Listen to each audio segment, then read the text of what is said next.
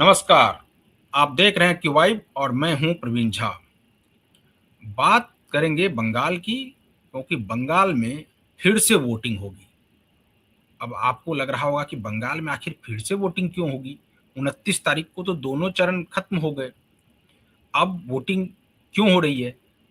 तो election commission ने ये माना है कि 15 बूथों पर कुछ गड़बड़ियां हुई हैं और उसको लेकर वहां पर फिर से यानी पुनर्मतदान कराए जाएंगे। और इसी के लिए 2 तारीख को यानी कल के दिन को रखा गया है और कल जो है वो 15 बूथों पर फिर से मतदान होंगे। यानी कि आप ये कह सकते हैं कि कल भी अब कुछ वहां से खबरें आएंगी कि वहां पर अब क्या होता है।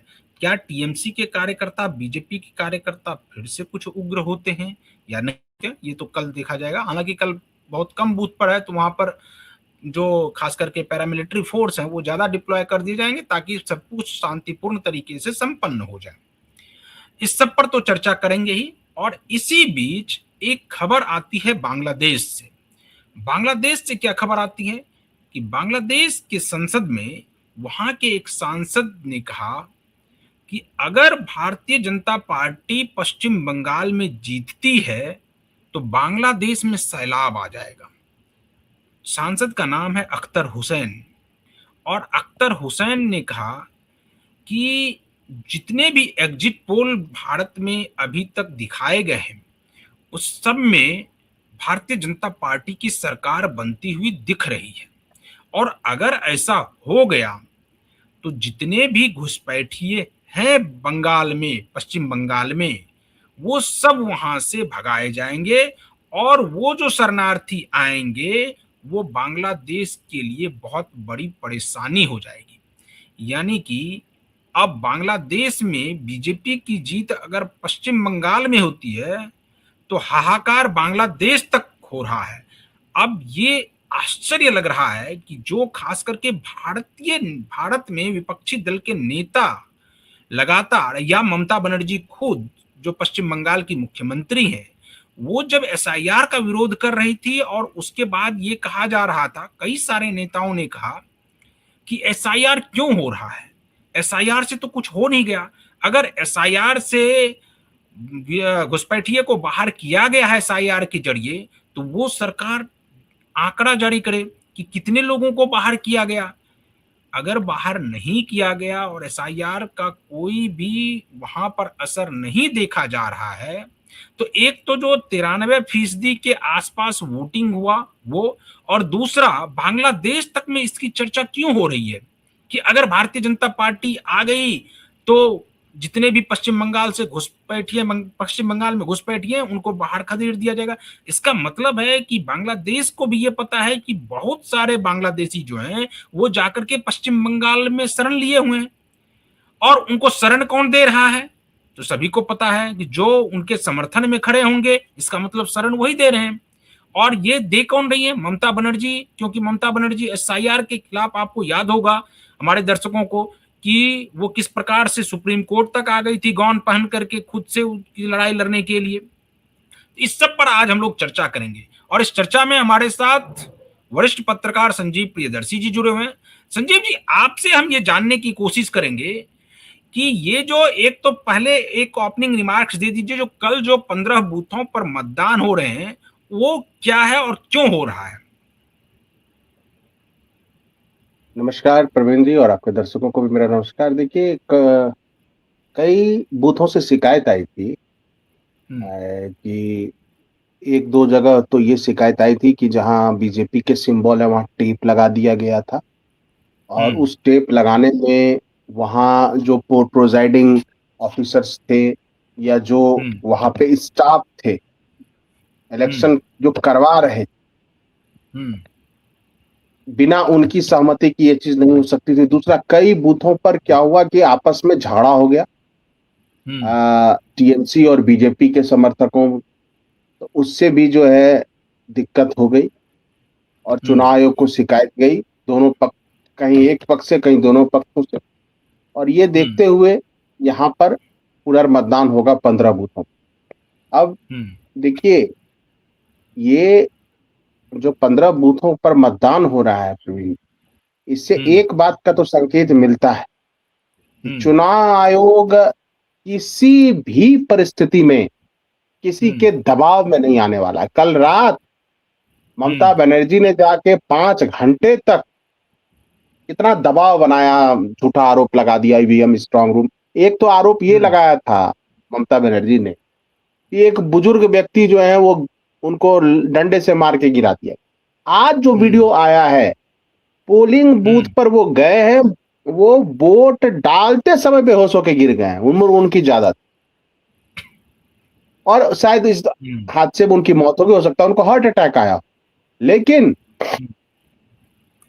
ममता बनर्जी और उनकी पार्टी के लोगों ने ऐसा माहौल बनाया कि उस बुजुर्ग की पैरामिलिट्री फोर्सेस के द्वारा पिटाई की गई, जबकि ये बिल्कुल गलत आरोप हम्म। था। पैरामिलिट्री फोर्सेस ने तो हाथ पकड़ पकड़ कर और गोद में उठा उठाकर बुजुर्गों को वोट दिलवाया। बिल्कुल। और आप देखिए कल जो है वहां खुदीराम अनुशीलन केंद्र के स्ट्रांग रूम के बाहर ये 5 घंटे तक विरोध प्रदर्शन कर, और अब जाकर ये हम्म। हुआ है कि सेंट्रल आर्म पुलिस फोर्सेज जो कैप हैं, वो उनके 700 कंपनियां तैनात की गई हैं केवल हम्म। स्ट्रांग रूम की सुरक्षा के लिए। तो आप हम्म। देखिए ये सब ऐसी गतिविधि है प्रवीण जी, जो कहीं ना कहीं हताशा दिखाती है, नहीं, निराशा इसी बीच दिखाती है। और संजीव जी एक खबर और आई इसी में, उस पर भी आपसे जानकारी चाहेंगे कि एक तो खबर ये आई कि ममता बनर्जी जो है वो चुनाव आयोग के एक फैसले के खिलाफ जो है फिर से अदालत पहुंच गई। और वो ये था कि मतगणना जो जिस दिन होगी यानी 4 तारीख को, मतगणना में कोई भी राज्य कर्मी नहीं रहेगा, वो सभी केंद्रीय कर्मी रहेंगे।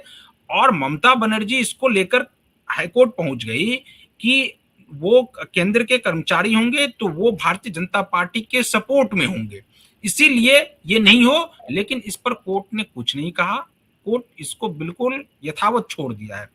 क्या लगता है आपको कि ये ममता बनर्जी का फ्रस्ट्रेशन दिख रहा है कि अब उनकी हार होने वाली है, या उनको लग रहा है कि अगर केंद्रीय कर्मचारी वहां पर मौजूद रहेंगे मतगणना में तो कुछ लाभ भारतीय जनता पार्टी को वो पहुंचा सकते हैं? नहीं देखिए, जब बूथ में पोलिंग बूथ पे सबने देखा, पूरे देश ने, कि एक विशेष पार्टी ये सिंबल के सामने टेप चिपका दिया, ये सबने देखा। हम्म।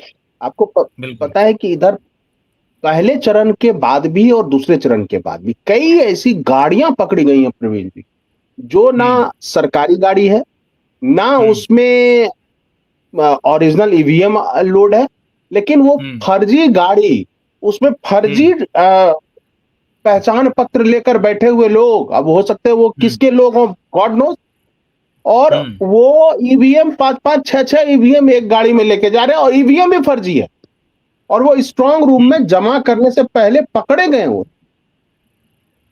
तो ये कौन कर रहा है? दूसरी बात देखिए, होता क्या था मैं बताऊं, जो वहां के लोग बताते हैं कि हम्म। पिछले बार भी ये माहौल बनाती थी टीएमसी, हम्म।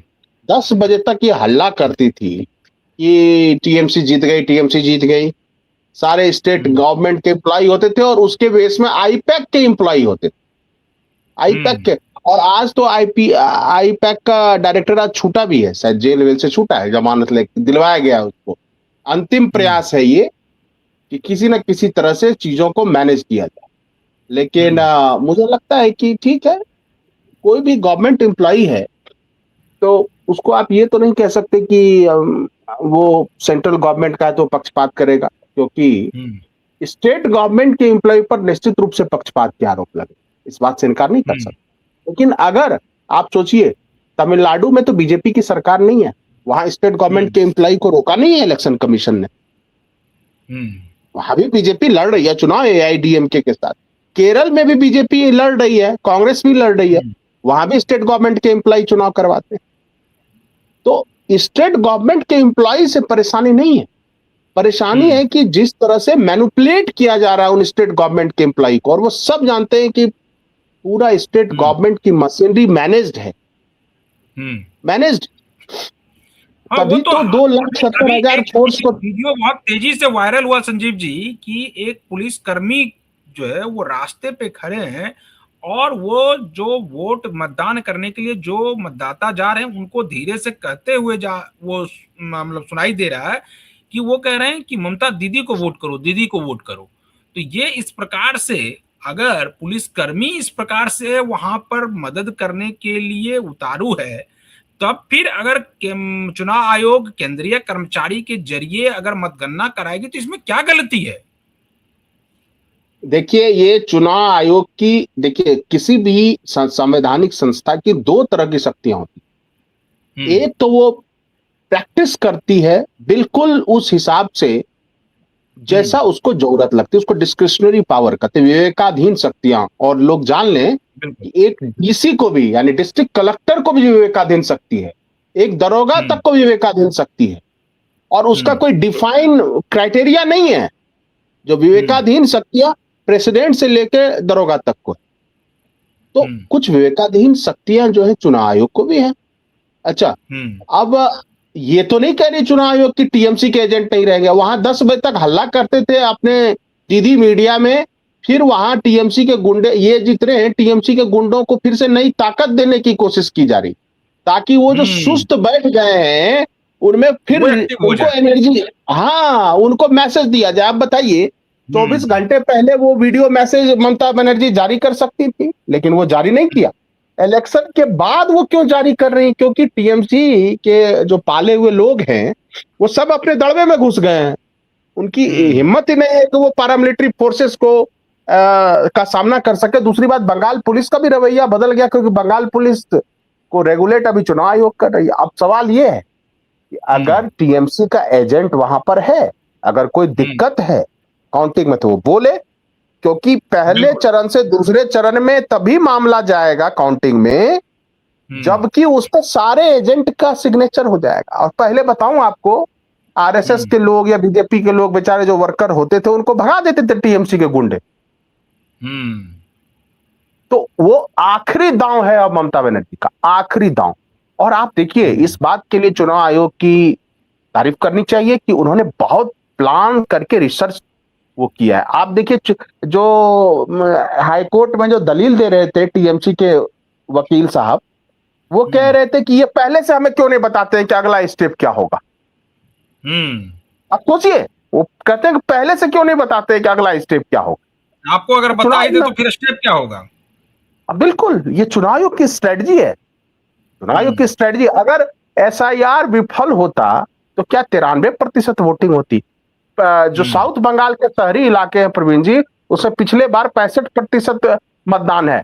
और उसमें अगर छापा वोटर्स को आप हटा दें, यानी छापा यानी जो मर गए, एबीएसडी, डेथ, एब्सकॉन्डिंग और वो माइग्रेटेड, इस तरह के जो है, उसको भी अगर आप जोड़ ले रहे हैं या उसको आप हटा देंगे तो 55% वोटिंग है। और एक्चुअल में 10% तो छापा वोट है।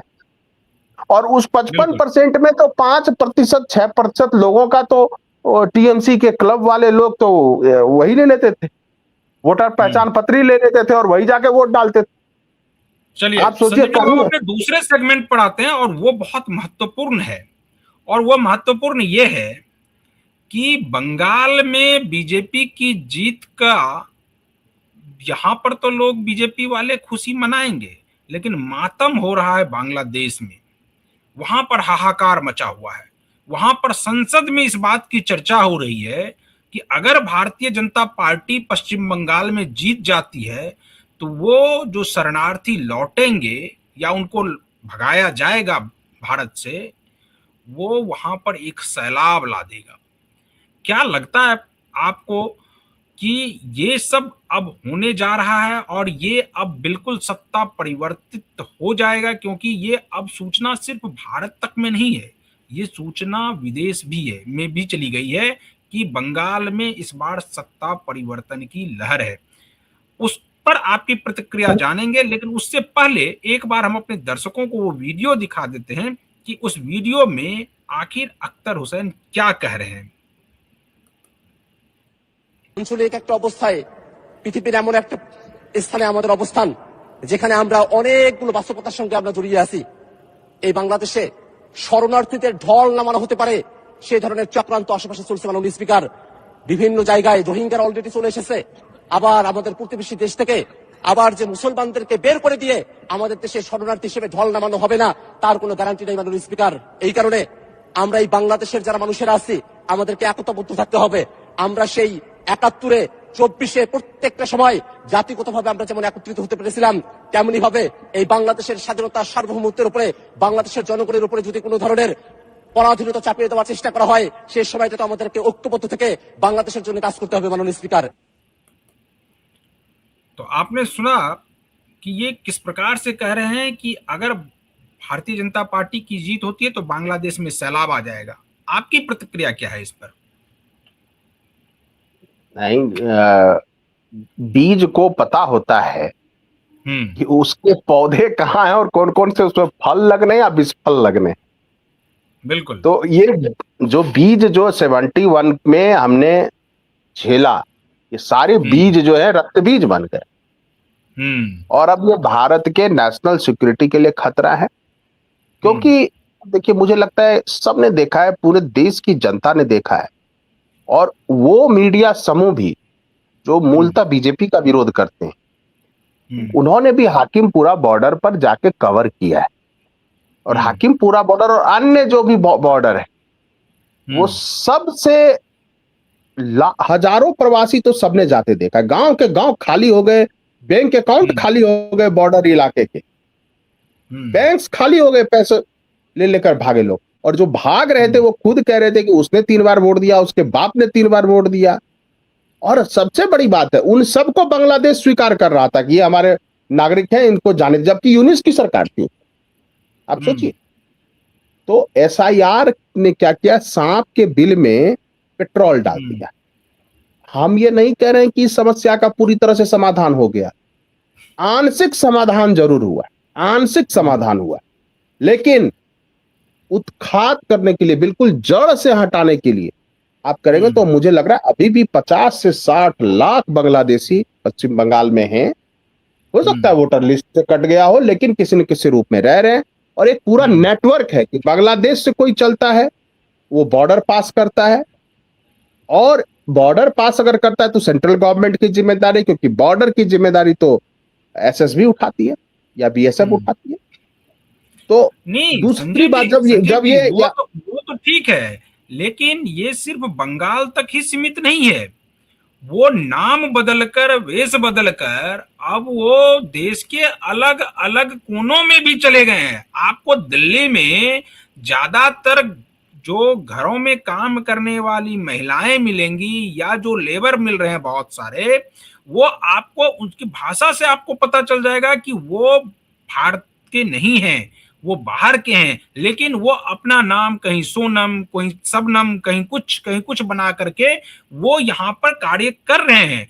और वो जो है वो अब सिर्फ उनको यहाँ पर आप देखिए कि हर जगह उनके पास सब कुछ उपलब्ध है, आधार कार्ड है, वोटर ID कार्ड है, सब कुछ है।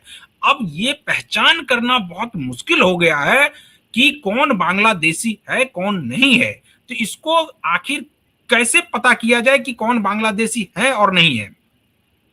बहुत आसान है। देखिए, मैं तो कह ही रहा था आपको कि देखिए, जब वहां से बांग्लादेशी चलते हैं तो भारत में एक नेटवर्क है, या पश्चिम बंगाल में एक नेटवर्क है, थोड़ा असम में भी कुछ नेटवर्क है, जो उनके 10 दिन में आधार कार्ड बना देता है, पैन कार्ड बना देता है, 1-2 महीने में पासपोर्ट बना देता है। अब एक बात बताइए, पासपोर्ट तो कौन सरकार बनाती है? कैसे उनका पासपोर्ट बनता है? कैसे उनका पासपोर्ट बनता है? कितने तरह के वेरिफिकेशन, कॉमन मैन अगर भारत का मूल नागरिक बेचारा जाए, पूरा नेक्सस मतलब आपको आप ये कह रहे हैं कि वो बॉर्डर से लेकर जो दिल्ली में बैठे अधिकारी हैं वहां तक है। अब ये अधिकारी हैं कि नहीं, लेकिन एक नेक्सस है। और इसके लिए मैंने कई बार कई दूसरे चैनलों पर भी, प्लेटफॉर्म पर भी एक सलाह दिया है कि आधार कार्ड जो अमूमन जो एजेंसी बनाती है, आप देखिए वो प्राइवेट एजेंसियां हैं, आप उसको गवर्नमेंट ऑफिस के अंदर लाइए। एक देखिए, गवर्नमेंट ऑफिस एक ऐसी ऑफिस है जहां विदेशी वैसे ही जाने से डर जाएगा, क्योंकि वहां से पकड़ा जाएगा तो जेल जाएगा। लेकिन प्राइवेट लोग जो कर रहे हैं बहुत, तो आप देखेंगे छोटे छोटे बच्चे 10वीं 12वीं वाले बैठे रहते हैं बनाने के, उनको तो 100 200 500 देके बनवा सकते हैं। तो बिल्कुल। ये चीज है कि आधार कार्ड अगर केंद्र, ठीक है, वो नागरिकता का प्रमाण पत्र नहीं है, अगर पहचान का भी प्रमाण पत्र है तो वो केंद्र सरकार थोड़ के पास पैसों की कोई कमी नहीं, रुपए की कोई कमी। आप अपने ऑफिसेस में डालिए, पोस्ट ऑफिस में डालिए, और कुछ बैंक्स में डाल सकते हैं आप, और उसमें गवर्नमेंट स्टाफ को बिठाइए, रेगुलेट कीजिए। एक बात। दूसरी बात, देखिए, हम आप भारतीय कैसे पता चलता है? हमारा गांव है, हमारा दादा का नाम है, हमारे ग्रैंडफादर्स का नाम है, मान लीजिए जिसका जमीन नहीं है, उसका जो आज पिता है, उसका जो पिता है, उसका तो वोटर आई कार्ड में नाम है। और ये जो घुसपैठ हुई है, ये हुई 68-69 से शुरू हुई, आप देखेंगे। तो मान लीजिए किसी का फादर है, तो ठीक है, उसका फादर का नाम है कि नहीं वोटर लिस्ट में, पहले तो ये तय हो जाएगा। इससे अगर वो फादर का है तो क्योंकि वो जो वोटर लिस्ट होती है प्रवीण जी, बस उसको मैच करना है। कुछ मैनुअल है, कुछ अब तो डिजिटलाइज हो रहा है, कुछ मैनुअल है, कुछ डिजिटलाइज। तो मैनुअल में मैच करना है क्या जिस गांव में वो दावा कर रहा है वो आदमी, तो वो गांव उसका मूल गांव है, क्या उसका दादा भी वहां उस गांव में रहता था, ये पता करना कौन सी बड़ी बात है? आप देखिए, ये इसीलिए तो डिसेंट्रलाइज है। ये शहर महानगर है, राज्य है, जिले हैं, प्रखंड हैं, ब्लॉक है, पंचायत है, ये पता करना सरकार के लिए कौन सी बड़ी बात है? कुछ आपको बस उस थाने में फोन करना है गुप्तचर एजेंसियों को, 1 घंटे में वो थाना पता करके बता देगा कि इस गांव में इसका दादा था या नहीं था, या रहता था नहीं रहता, बात खत्म है। नहीं, अब सवाल मेरा वापस आ जा रहा है उसी घुसपैठ पे और एसआईआर पर, कि अगर ये बांग्लादेश में इसको लेकर जानकारी है कि एसआईआर की वजह से वहां पर घुसपैठियों के नाम काटे गए हैं और उनको बाहर किया जा रहा है, तो यहां छाती पीटने वाले गैंग को क्यों नहीं पता है कि आखिर घुसपैठी है भारत में, और खास करके पश्चिम बंगाल में ज्यादातर घुसपैठिए पश्चिम बंगाल में हैं? फिर ये क्यों ये राग अलापने लगे हैं कि एसआईआर में कोई घुसपैठिए नहीं निकाले गए, और अगर निकाले गए हैं तो आंकड़े जारी करें, और अगर नहीं हो रहा है तो आप बताएं कि कितने घुसपैठिए आपने बाहर किए? इनको नहीं दिखता है क्या ये सब कुछ?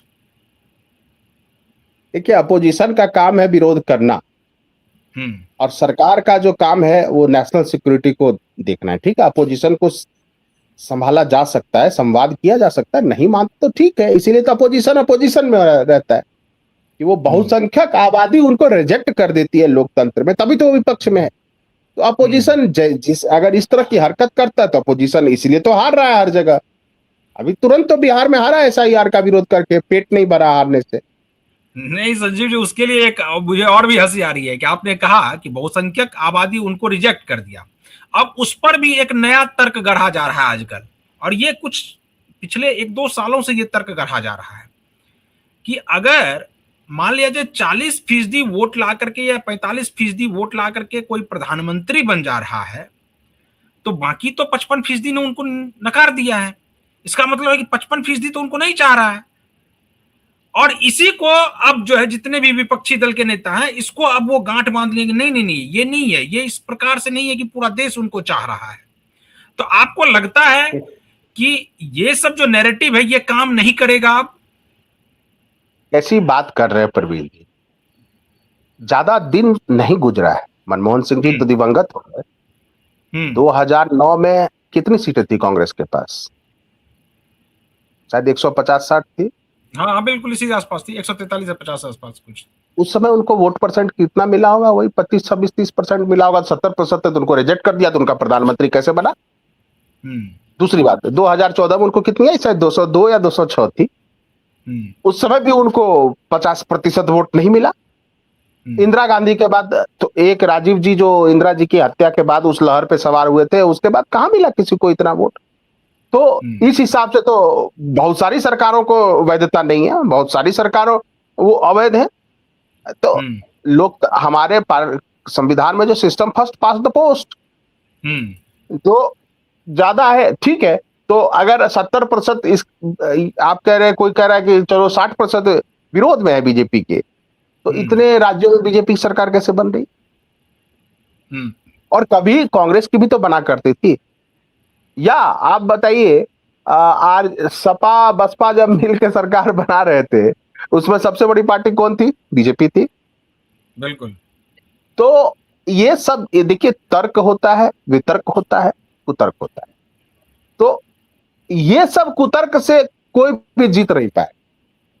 और आप सोचिए कि ये कैसा सिस्टम है कि पश्चिम बंगाल में कांग्रेस के वर्कर की बेरहमी से हत्या हो, दिल्ली में टीएमसी कांग्रेस एक साथ है। दूसरी बात, सीपीएम अंदर खाने टीएमसी से मिलके फंड लेकर बीजेपी को हराने के लिए लड़ रही है। वही एलडीएफ और कांग्रेस लड़ रही है केरला में एक दूसरे से, और दिल्ली में वो साथ हो जाते हैं। भाई ये कौन सा अलायंस है, कौन सा पॉलिटिकल इक्वेशन है? दूसरी बात, इन नेताओं को कमाल देखिए, इन नेताओं को दिल्ली में आकर एक जगह बैठते हैं और वहां जाकर अलग अलग हो जाते हैं, कैसे एक दूसरे पर वार भी करते हैं, वो समझ में नहीं आता है कि आखिर फिर तो आकर के एक ही टेबल पर बैठना है दिल्ली में। और इसके बावजूद भी इन लोगों का अलायंस, इंडी अलायंस अगर कोई इनको कहता है तो इनको गुस्सा चढ़ता है कि नहीं नहीं, इंडी अलायंस नहीं है, ये तो इंडिया अलायंस है, ये तो बहुत ही सारे दलों का मिलकर के एक अलायंस है। और भारतीय जनता पार्टी के पास उतने दल नहीं है जितने कि इंडिया अलायंस में दल हैं, यानी एनडीए में उतने दल नहीं है। तो ये सब आखिर ये सब चलता रहता है। आखिरी सवाल आपसे संजीव जी, कि ये जो खास करके कल जो मतदान फिर से है 15 बूथों पर, उसके बाद अब आपको लग रहा है कि जो मतगणना जब होगी तो अब उसमें केंद्रीय कर्मचारी ही उस मतगणना में रहेंगे, तब तक कोई भी फैसला कुछ भी नहीं आने वाला है ममता बनर्जी के पक्ष में अदालत के द्वारा? आना तो नहीं चाहिए। अब मान लीजिए अगर हाईकोर्ट कोई फैसला देता है तो सुप्रीम कोर्ट के रास्ते तो खुले हैं। चुनाव आयोग भी एक संवैधानिक संस्था है, आप उसको नकार नहीं सकते। दूसरी बात देखिए क्या है कि जो मेरी जानकारी में है कि एक क्यूआर कोड बनाया गया है, जितने भी, देखिए क्या है कि हजारों बूथों के ईवीएम की काउंटिंग होगी, अलग अलग जिलों में होगी, स्ट्रांग रूम में होगी। अब उसके लिए स्टाफ का इंतजाम कर लिया गया है और उनका पहचान पत्र लेकर क्यूआर कोड बना लिया गया है। अब उसी क्यूआर कोड स्कैन करके, जैसे एयरपोर्ट पर जाते हैं तो क्यूआर कोड से आप अपने मोबाइल से स्कैन करते हैं, तो आपका क्यूआर कोड अगर मैच कर जाता है तो आप सही पैसेंजर, है ना। तो उसी तरह इसमें क्यूआर कोड के जरिए एंट्री मिलेगी, यानी कोई आईपैक का आदमी इसमें घुस नहीं पाएगा अंदर। और जैसे होता था, 1 घंटे के लिए स्टेट गवर्नमेंट के एम्प्लॉय घुसा करते थे और वो आके अपना जो मैनुअल पहचान पत्र था वो आईपैक वालों को दे देते थे, और पूरा वहां पे पुलिस उनकी, ममता बनर्जी की, और वो आईपैक वाले जाके अपना जो ड्रामा करते थे। और दीदी मीडिया वहां चलाने लगता था 10 बजे तक कि टीएमसी को इतनी आ गई, इतनी आ गई, इतनी आ गई, इतनी आ गई सीटें, और इसके बाद उत्पात करना टीएमसी के लोग शुरू करते थे और वो सड़कों पर करते थे, इस काउंटिंग सेंटर पर करते थे, और बीजेपी के वर्कर भाग जाते थे जान बचाने के लिए। क्या करते वो, उनकी सुरक्षा में कुछ था ही नहीं, और उसके बाद मैनिपुलेट कर लेते थे पूरे रिजल्ट को। तो अब वो हताशा धीरे धीरे, आप देखिए 4 मई तक मेल्टिंग डाउन, वो बहुत कुछ देखने को मिलेगा। देखिए नतीजे कुछ भी हैं, मुझे लगता है कि इतना तो आत्मविश्वास होना चाहिए किसी मुख्यमंत्री को। मान लीजिए एक स्ट्रांग रूम में गड़बड़ी हो रही है, क्या एक स्ट्रांग रूम के गड़बड़ी से और एक कमरे की गड़बड़ी से पूरे बंगाल को आप हार जाओगे? बिल्कुल। तो कहीं ना कहीं आत्मविश्वास घटा है ममता बनर्जी का।